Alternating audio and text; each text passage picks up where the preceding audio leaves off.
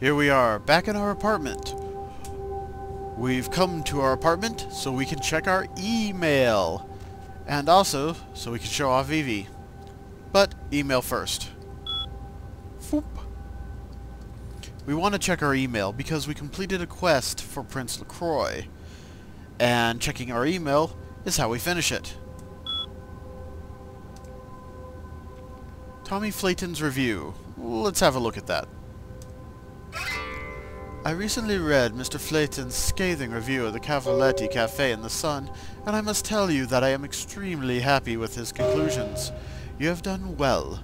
Please accept the payment I've left for you in your mailbox. We will no doubt be seeing each other soon. Ah! And yes, quit. Quit! I will quit! Alright, that gets us out of there. That completes that quest and gives us a payment. Which means we should have, let's see here. Let's check our character sheet. 18 experience. Not bad. Not bad at all. We're going to use a chunk of that to increase our dexterity. That'll improve our lockpicking and sneaking skills, both of which will be very useful in the upcoming game. And it'll bug out. Okay, there we go. Leaving us with 6 points left. What could we possibly do with 6 points? Well, another dot in stealth is 6 points. What else do we have at 2? Computer. We could raise our hacking, but there's no real reason to do that. Everything else is a little bit more expensive. We could also raise our dodge, which will improve our defense. But right now, we're still not fighty-fighty, so defense isn't so important yet. That'll change as time goes on. So, why not just improve our stealth? Plunk. There we go.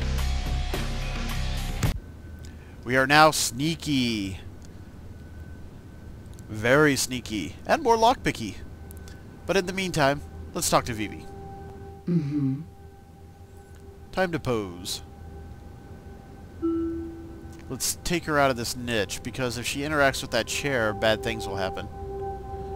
Let's drop her off into space. It's not very good at dropping her off into space. I guess we'll just have to go around. Boom! Appear before me! What the? Okay. Here we go. This looks reasonably good. Now let's see a couple of her expressions, shall we? We've just finished killing an awful lot of zombies. What do they look like? Show us, Vivi. Arr! Zombies!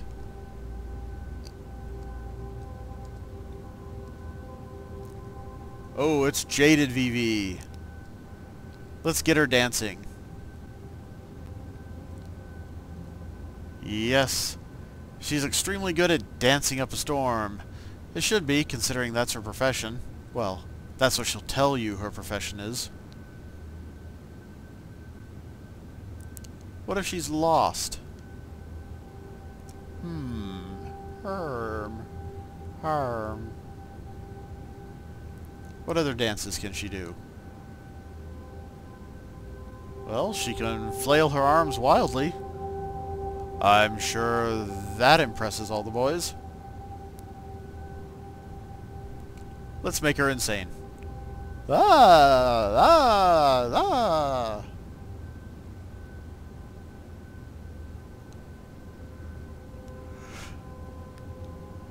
And laughing Vivi. Something you will never ever see her do. Vivi is an emotional creature, either filled with scathing venomous hatred, or kind of crushing love. But one thing she doesn't do is laugh. She's also no good with a computer.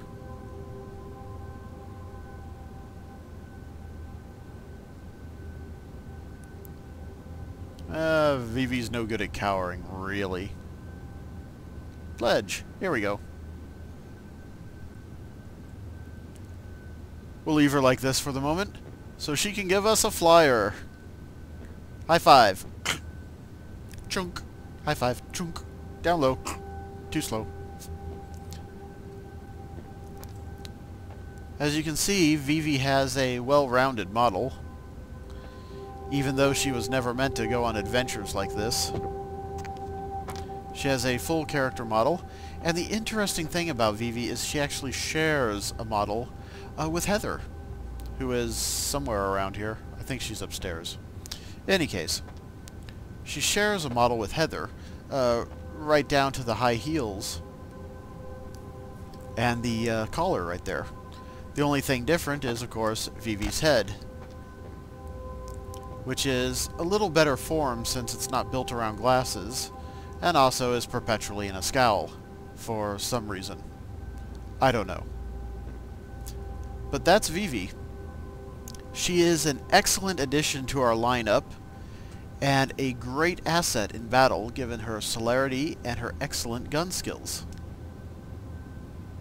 In the meantime, we have more quests to turn in. In fact, we have a videotape for Isaac. Let's go show him the good news. Here we are, in the back room of Isaac Abrams' jewelry store. The Vampire Anarch Baron of Hollywood. Let's give him the news. You still don't have it, do you? Sword tape? Let's go online shopping now. Do I have the tape? I didn't doubt you'd find this, and I apologize if I was overly imperious before. A reflex action. I get a lot of young blood in here forgetting their place. I'll assist you as reasonably as I can with your task. But first... this tape. I'm in a hurry to find out what's behind all the hype, so get comfortable. I do have a feeling that whatever's here may be of use to both of us, however.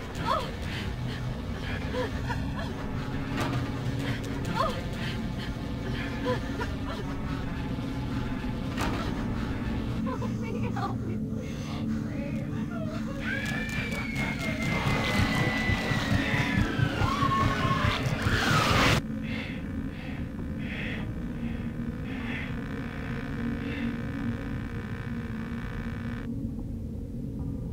It's more disturbing than I was led to believe. You can understand my concern now, can't you? That wasn't what I was expecting to see. The hell was that? Oh, hi, Vivi.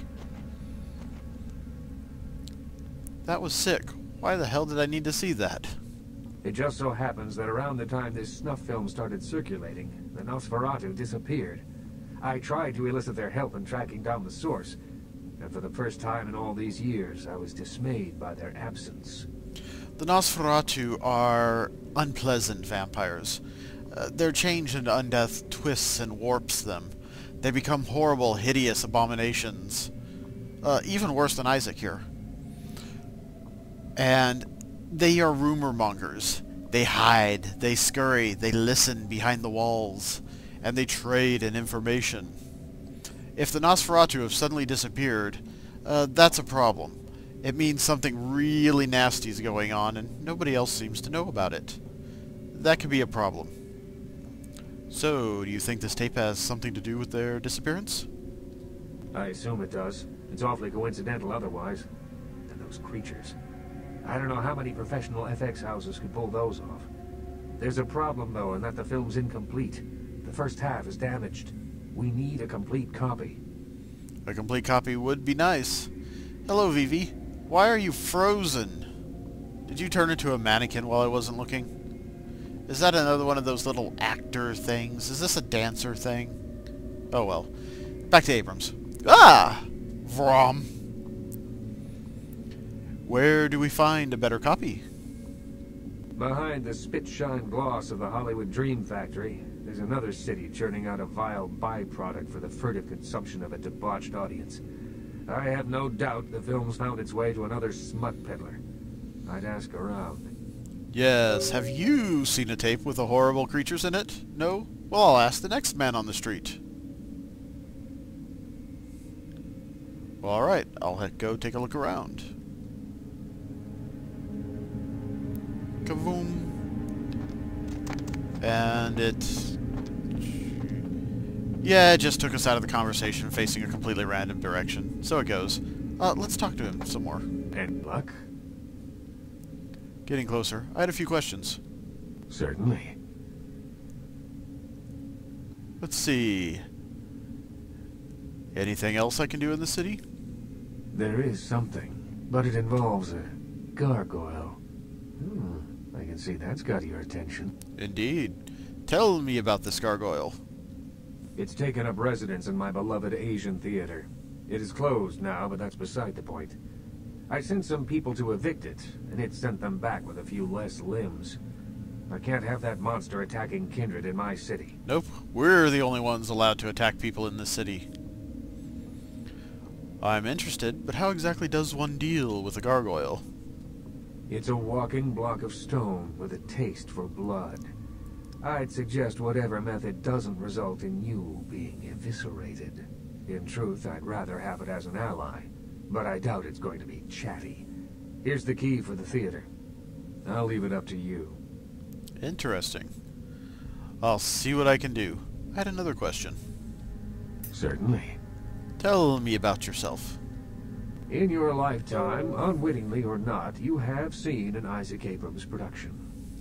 As the financier of 30% of American film's top 100 movies, you must have. Being the Baron of Hollywood, I can do any project I want. Feels good, man. I'm impressed. Who's your favorite person you've worked with? Stewart, Lean, Hitchcock, Wilder, Holden, Dean, Scorsese, De Niro, and last but not least, Ash, my child. I remember some studio suit lost in time telling me the only thing they could use Bogart for was to move furniture. Ash? Do tell. Ash. Where do I begin? 7 years ago, I saw a casting session for what would become Negative Zero. The moment I set eyes on him, the passion of his performance, I knew he had it. Go on. I hadn't seen anything like him since Clift or Dean. He had the looks, the charisma, allure, that undefinable quality that makes a film legend. My first movie with him made him a sensation, and it also changed him. How so? Once everyone knew who he was, I no longer did. The parties, the drinking, the sports cars, the women. One night when I came to discuss his next role, I found him nearly dead of an overdose, and I couldn't let him go. Toreador have a remarkable ability to fall in love with their projects. Be it a painting, a piece of music, in Vivi's case, her club and dancing, or in Isaac's case, actors. And apparently this Ash fellow. You made him your child to save him? I acted on impulse. I'd seen so many others die before their time, but with Ash, I had a chance to prevent that fate. So what happened? It devastated Ash. He still wanted to act, but I denied him his place in the limelight. He had to lie to his friends about his new lifestyle. He had to feed. I gave him a club, a scrap of his former glory. I did everything I could to facilitate the change. It is a bit of a lifestyle adjustment, let me tell you. Does he hate you? He feels obligated to me.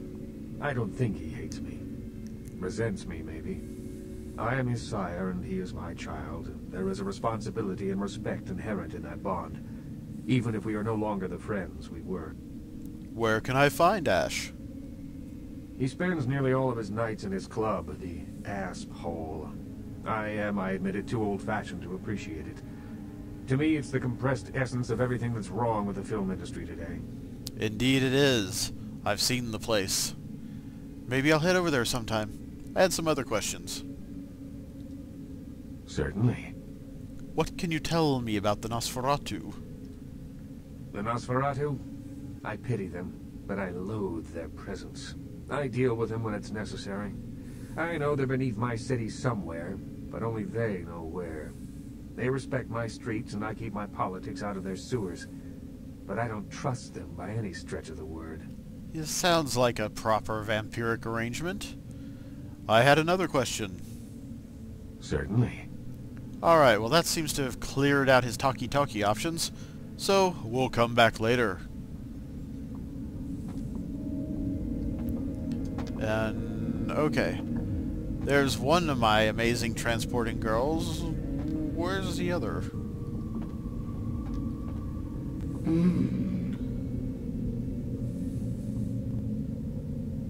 Find the other and bring them here. Cha-chong! And now they get to be the horrible transposed abomination. Yet again. Well, I think I've talked to you enough for one night. I'm Nelson Williams. This is Vampire the Masquerade Bloodlines. And this is Heather and Vivi, together at last. Thank you for watching.